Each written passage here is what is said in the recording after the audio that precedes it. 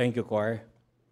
And thank you also to our praise and worship team for leading us in our music ministry today.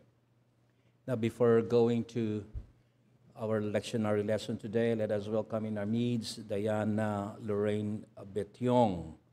Where is Diana? Saan si kapatid na Diana? Ayan. And then si Karen Ruth Villaluz. Tumayo kayo. Andito siya. And also, we are so happy that we'll be listening to a special song rendition later. So makikita ni kapatid na Lita. Noong nakaraan, pinag-play natin sila ni Kuya Noel. Pero this week, tuloy na yung kanilang tama pa ba Kuya Noel? This week, Friday, they'll be leaving for the US. Medyo matagalan sila doon. But the ministry of the Psalms will continue. That's my understanding. So we praise God for that. Now, please lift up your Bible and say, "This is my Bible. This is the Word of God. With this Word, I am blessed today. I am renewed. I am healed. I am delivered. And I will never be the same again." Amen. Praise be to God. Now, today is first Sunday, and therefore I'll be dealing with the lectionary lesson. Again, I will say, this is not a lectionary text, but more of a lectionary lesson. Now, the so-called emphasis of these four passages that were read can be summarized with this: to be with Christ and one another. Yung pinakabuod ng lectionary lesson ay ano Tagalogin to? Maging kasama ni Kristo at maging magkakasama. I don't know if I was able to say it correctly. To be with Christ and one another. Yan ang pinakabuod. Yan ang summary noong lectionary lesson. Of course, walang Old Testament ngayon, pero inumpisahan sa the epistle of Paul, nag-umpisa sa Acts, the Acts of the Apostles. And then, nagpatuloy ito ng isang salmo hanggang kay Juan. Now, it's quite interesting because as we look at the celebration of resurrection, mayroong mensahe doon sa pagkabuhay na maguli. At yun ang katuloy ngayon. Makita natin doon sa Acts, if you will look at this, 4:30-35. Binasa kanina, I will no longer repeat that again. Just give some points here. Dito sa Acts, you will see, according to the text, that the believers were one in heart and mind, and they decided to sell their possessions and to share everything they had in this text.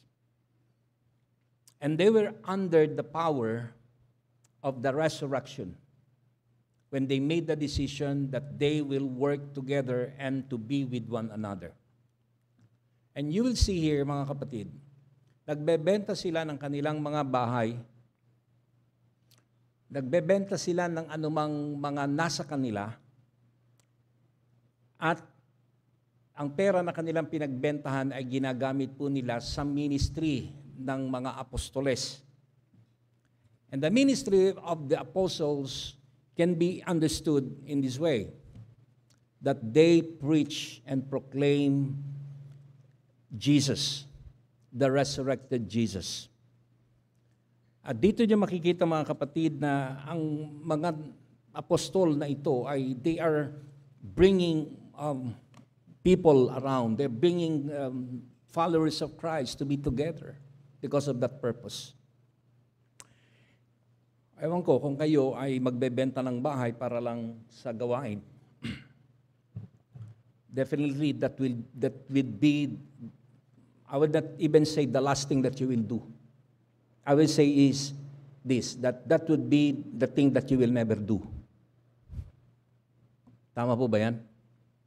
Meron kayo magbebenta ng ari-arian, sasabihin niya, Pastor, ito po yung pinagbentahan, gamitin po sa ministry.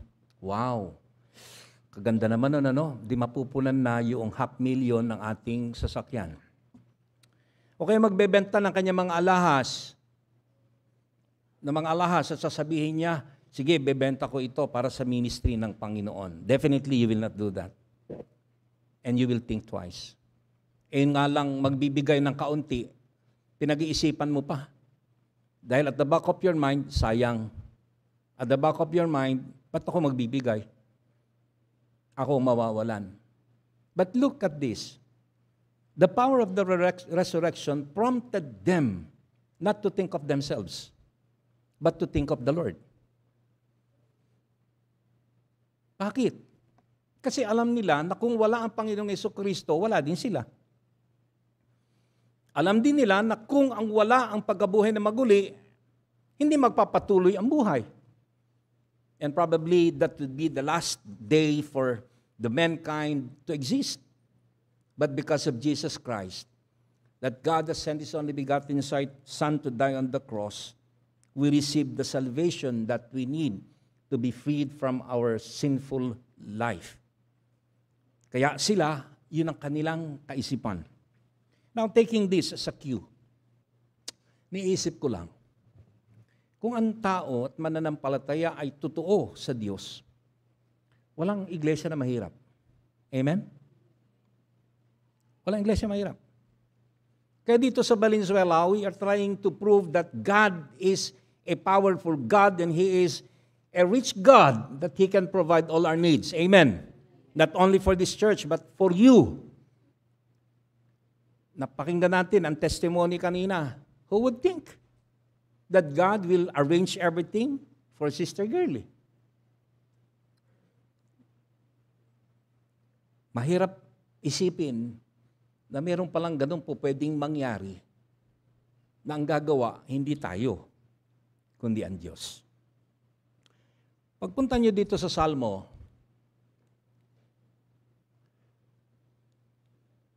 pakipindot nga, kakaproblema itong aking clicker. So Psalm 133, I think I shared this to a reunion not long ago. Alright? Ito ay sulat ni David dito. Sabi ni David, how good and pleasant it is when God's people live together in unity. Now, tuwan-tuwa si David kasi dito, ang istorya niyan, in-announce ni David na lahat ng mga tribes will come together for some sort of a reunion, some sort of a meeting.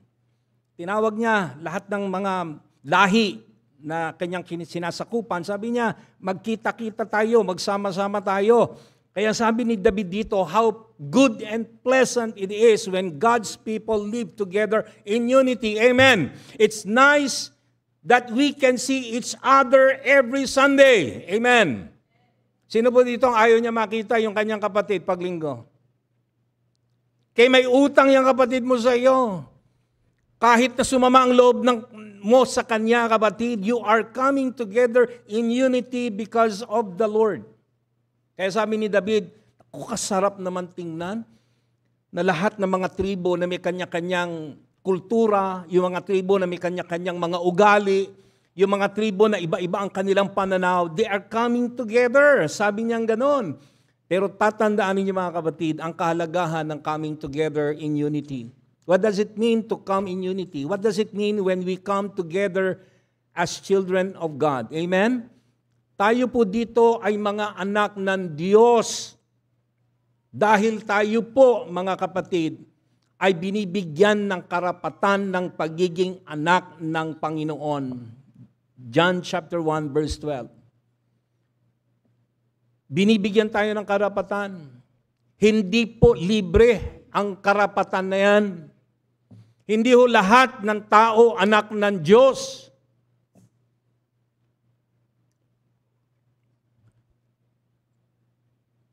Yung pagiging anak ng Diyos, kapatid, ay ibinibigay ng Ama na siyang may karapatang pumili ng kanyang mga anak.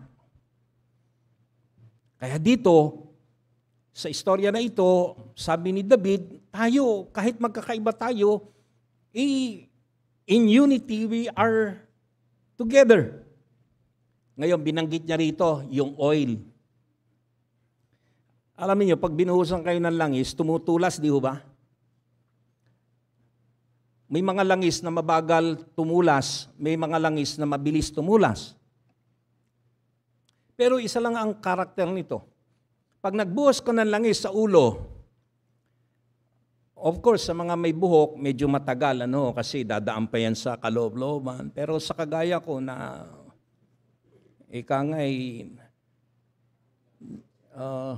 nawalan na ng pagkakataon na ang buhok ang magprotekta, mabilis.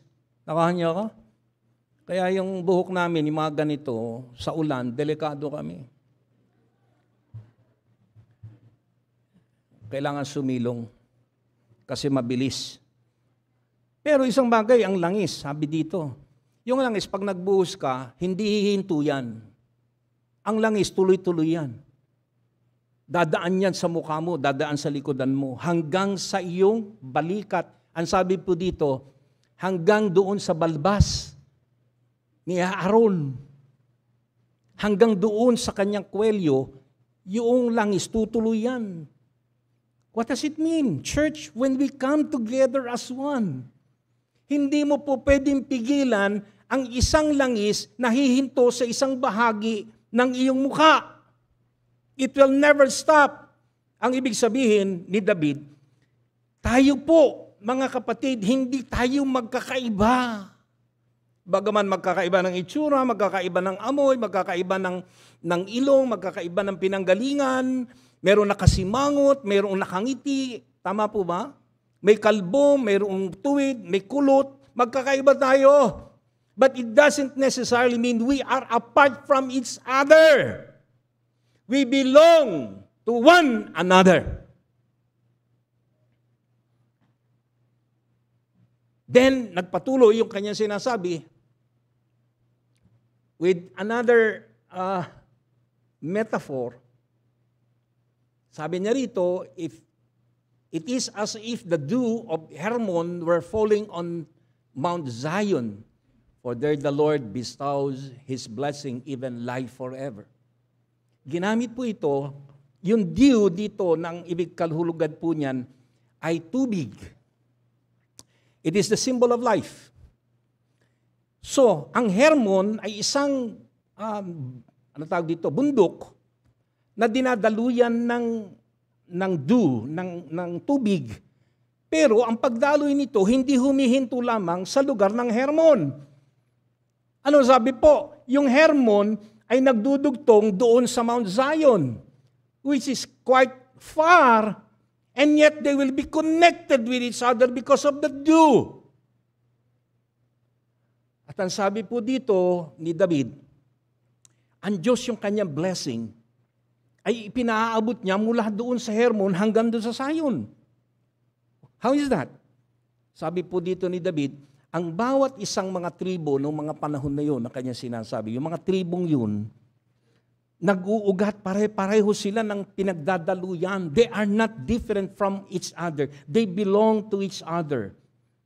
Ngayon, kapatid, sana aking panalangin, pag tayo nagsasama-sama dito, magkakadugtong tayo. Sino po dito ang gusto niya na maging kabahagi ng isang kapatid natin? Kayo ho ba masaya kayo na kabahagi ko kayo? Si Pastor Benji, si Jaco Lisa, yung mga iba dito, are you happy with that? Kaya pag may bago tayong membro, lapitan ninyo kasi hindi sila hiwalay. They are not new. Ngayon lang natin sila nakasama. That's the very meaning of that. Let's move on. 1 John 1, chapter 1, buong chapter yan hanggang chapter 2, verse 2. Itong istorya dyan, napakahaba ng istorya na yan, mga kapatid. But let me go to the underlined statement. And our fellowship is with the Father and with the Son, Jesus Christ. We write this to make our joy complete. Sinasabi dito sa unang Juan na meron pong ginagawa sila na pinoproclaim nila ang salita ng buhay, the word of life. At ang ginagawa po dito kay Juan ay yung pagpapalaganap na ito, hindi lang sa isang tao, hindi lang sa dalawa, but everybody. Kaya ang sabi niya rito, and our fellowship, ang ating pagsasama-sama ay sa ating Panginoon at sa Kanyang anak na si Jesucristo. We do not have this fellowship for our own sake, but we do fellowship because we belong to God and we proclaim Jesus Christ. That's the common denominator amongst us. That gives us an understanding that as one, kapatid, meron tayong isang direksyon na tinitingnan. Anong sabi niya diyan? If we claim to have fellowship with Him and yet walk in the darkness, we lie and do not live out the truth. Kung tayo mga kapatid ay hindi nagke-claim tayo na we are in fellowship with Jesus Christ and fellowship with one another, pero hindi naman tayo lumalakad sa liwanag or tayo lumalakad sa kadiliman, lahat ng ito ay walang katotohanan. Sinasabi lamang po dito sa tekstong ito, kung tayo ay may fellowship kay Christ, pero hindi naman tayo sumusunod kay Christ, pinagpapatuloy tayo sa buhay ng kadiliman, then we are not telling the truth. And we are not living what is true. Nasusundan. In the same way, paano mo sasabihin, kapatid, na lumalakad ka sa liwanag, ni hindi mo kayang patawarin ng kapatid mo na nagkasala sa iyo? Lalo na kung may utang sa iyong 1,000,000. Patatawarin mo ba? Di sabi, magbayad ka na lang 50%.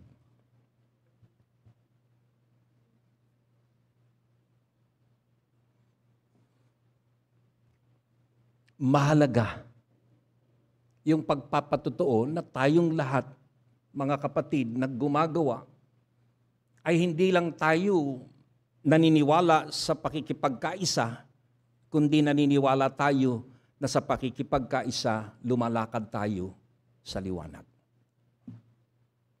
Let me move on. John 20:19-31. Ano sabi dito? Ay, alam niyo ito. Una, ang Panginoon Jesucristo nagpakita after resurrection sa mga alagad. Ang storya dyan, ang mga alagad ay nagpe-fellowship sila. Sa isang kwarto, ang sabi doon ay closed door. Out of fear. Tatakot sila eh. Baka kasi sila lusubin ng mga sundalo ng Romano, sila'y sisihin sa pagkabuhay na maguli ni Jesus. So natatakot sila, so nandun sila sa kwarto. And suddenly, Jesus appeared and showed Himself.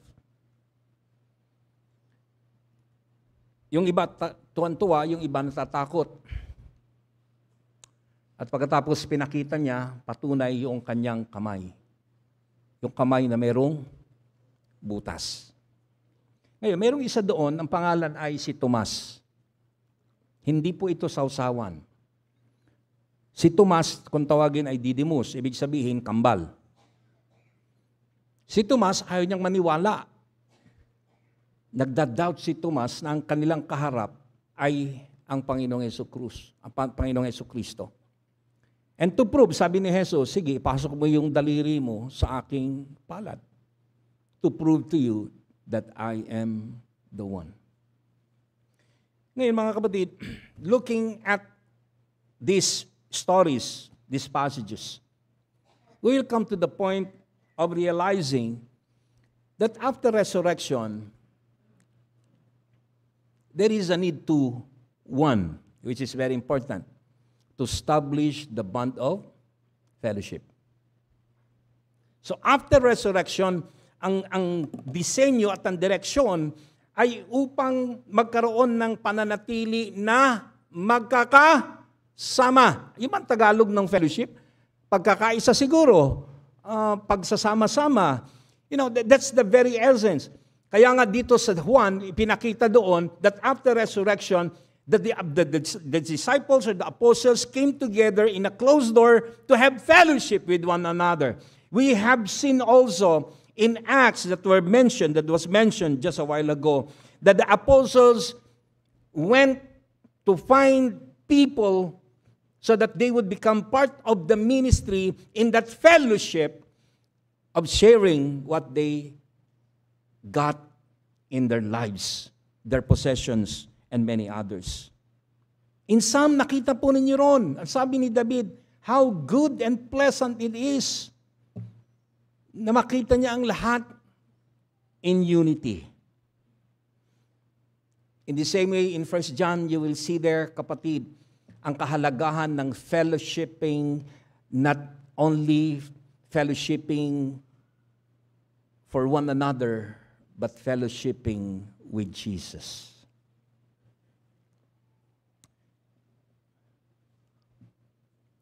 Una, there is a need for us to have fellowship with Christ. That's the direction of the resurrection. Nung pagkabuhay na maguli ng Panginoon Jesucristo, ang naging intensyon at direksyon ng pagkilos ng Diyos ay ang lahat ay magkaroon siya ng fellowship kay Kristo. Alam natin na nung mabuhay na maguli ang Panginoon Jesucristo, ay nagkaroon ng panibagong pananaw ang mga alagad. Alam din natin ang mga alagad ay they are confused what to do and how to continue the ministry of Jesus. And the only way to continue the ministry, the only way that the design of God can progress is simply to have Jesus and to have fellowship with Christ.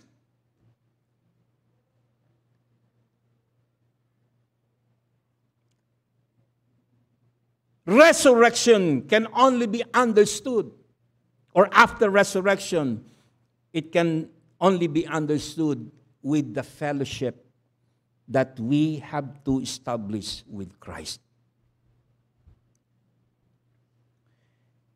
Kaya nga mahalaga yung fellowship kay Kristo.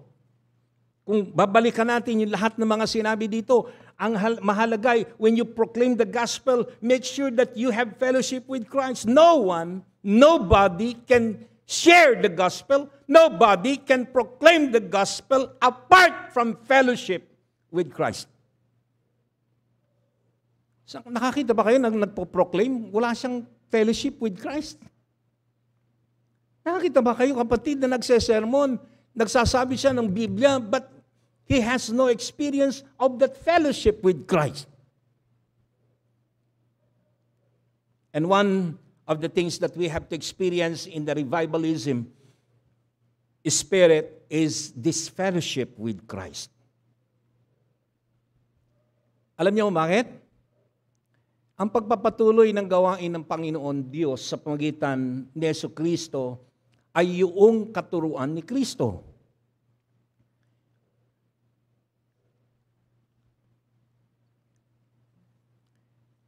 The only way to come to the Father is through Jesus. Ano sabi niya? John 14:6, it says, I am the way, the truth, and the life. No one comes to the Father except through me. Now, you want to go to the Father, right? But you do not want to have fellowship with Christ. And the only way for you to come to the Father is by way of fellowshipping with Christ. And that's the essence of the resurrection. Sino po dito ang gustong maging tagapagmana ng kaharian ng Diyos? Siyempre tayong lahat. Pero pwede pa, Pastor, pwede bang magmana kami pero alisin na natin, remove in the equation Jesus Christ. Kasi marami siyang pinagagawa. Maraming bawal. Isipin mo, bawal yung ganito, bawal yung ganyan, hindi dapat gawin yung ganyan, hindi dapat gawin yung ganito. Ay kapatid, lahat ng mga bawal yun, ayaw nyo eh. Una, sabi ng Panginoon, gigising kayo ng maaga. Ayaw ninyo yun. Sasabihin ng Panginoon Jesucristo sa inyo, kayo'y magsakripisyo. Ayaw ninyo magsasakripisyo. Lahat ng bagay na sinasabi ni Kristo, malamang yun, hindi nyo gugustuhin. Kasi ayaw ninyo yun eh. But that's a fellowship mantra when it comes to Jesus Christ. Kaya hahamunin ko ang bawat isa sa inyo, make your home a place of Christ. Amen. Allow your home to be open so that your house and your home would become a place where you have fellowship with Christ. Pangalawa, the direction of the resurrection is not just about Jesus Christ, but to have fellowship with one another. Hindi magkakaroon, kapatid, ng katunayan ang lahat ng ito pag walang fellowship with one another. Sino po dito yung gustong laging nagpe-fellowship? Ang mga mananampalataya. Tayong lahat, di po ba? Kung minsan ayaw nyo maghiwa-hiwalay. Tama po ba? Lalo na yung mga kababaihan. Ako, ayaw nila maghiwa-hiwalay kasi hindi natatapos ang kwentuhan. Kung sino-sino pinagkakwentuhan, yun lang ang problema doon. Pero gusto nila nagkakasama-sama sila. Lalo na pag may pagkain. Alam ko, ganito din ang kalalakihan eh. Ayaw nila naghiwa-hiwalay. Kasi ang sarap magsama-sama. You know why? I'll give you one reason why fellowshipping with one another is part of that resurrection. Who will fulfill the commission, the great commission of Jesus Christ? Not just one person, but all of us. Number two, mahalaga yung may fellowshipping with another. Why? Because we build relationships. We build a community. Yung problema ng isa, po pwedeng ipanalangin ng bawat isa. You know, this is one of the things that you can see in this church. Sana lahat kayo kasama doon sa mga chat group, lalo na sa BUMC chat group. Pag merong may sakit yung isa, magsesend na yan, papanalangin, you know, that's being with one another. Nagkakaroon tayo ng pass the hat, that is being one with one another.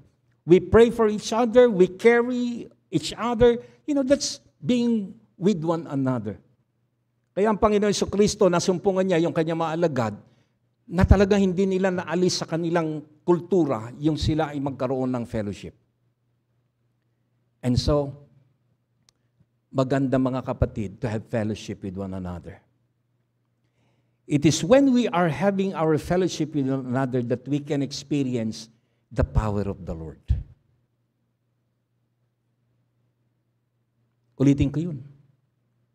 Kung kailan tayo nagsasama-sama, nasusumpungan natin ang kapangyarihan ng Diyos.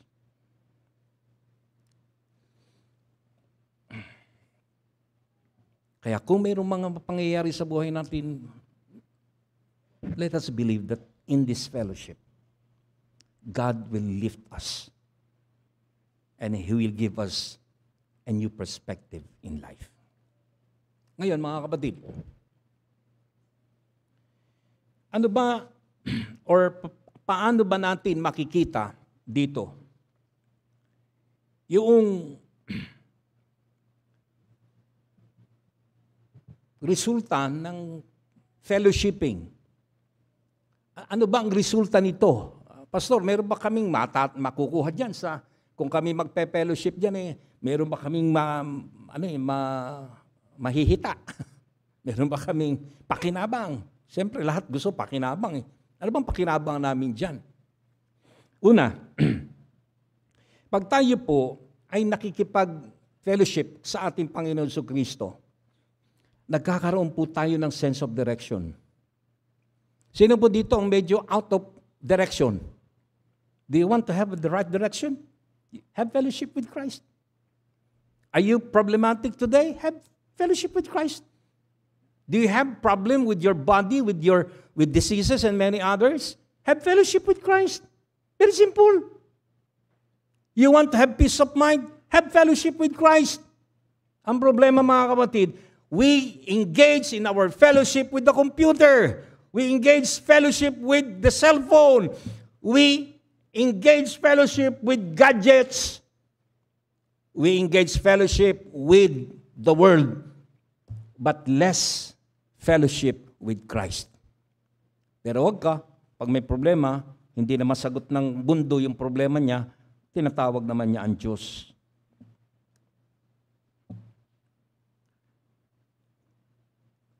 If you have that fellowship, definitely you will not be in want.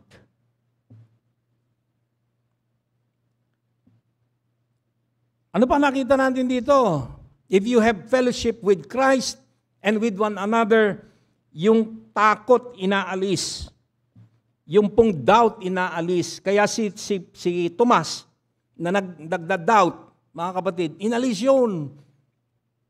Yung takot na mga alagad, they came together. Ang sarap po, mga kapatid, yung pag marami kayo, hindi ka takot. Pero nag-iisa ka, takot ka. Tama po, mali?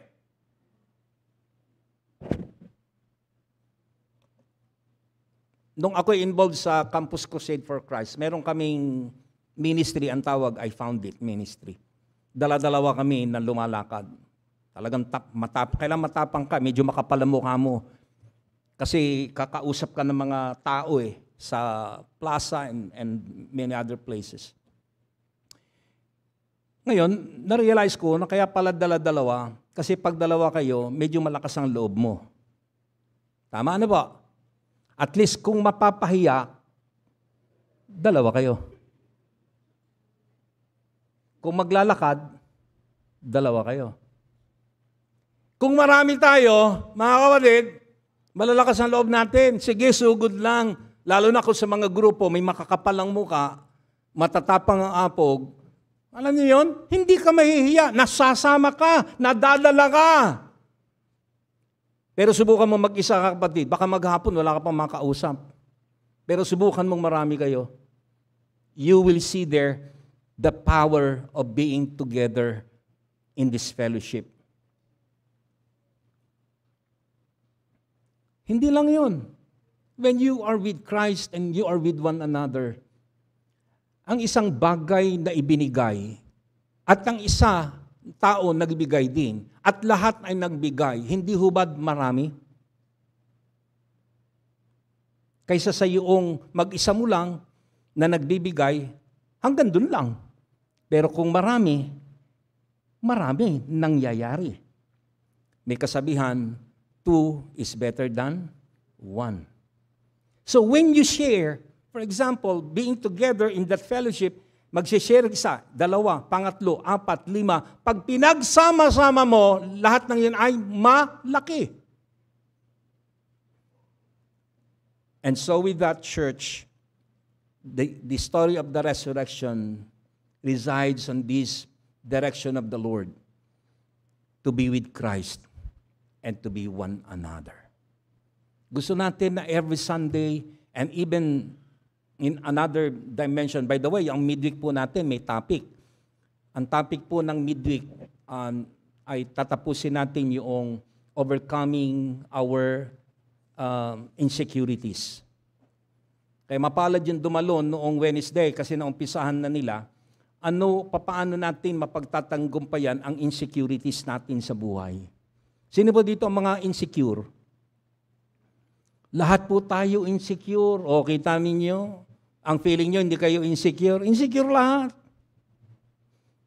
Kung dumalo kayo ng Wednesday, alam ninyo, insecure kayo. Kaya ngayon, tutuloy itong series ng insecurities sa darating na Wednesday. Pwede pa kayong humabol para maintindihan ninyo paano natin mapagtatanggumpayan ang mga insecurities natin sa buhay. Now, why I'm saying that, brothers and sisters in Christ, it is because through the fellowship, kagaya ng midweek, it is a moment for us to come together again para mapalakas tayong muli. That will enable us to become stronger in our daily lives. Nagiging mas matatag tayo, ang feeling natin ay mayroong makikinig. You know, that's the fellowshipping that we need.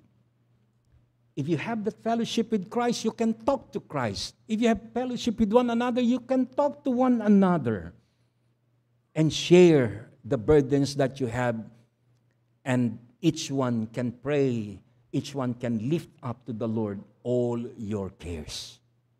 With that, church, the resurrection is inviting us to be with Christ and to be one another. In the name of the Father, and the Son, and the Holy Spirit. Amen.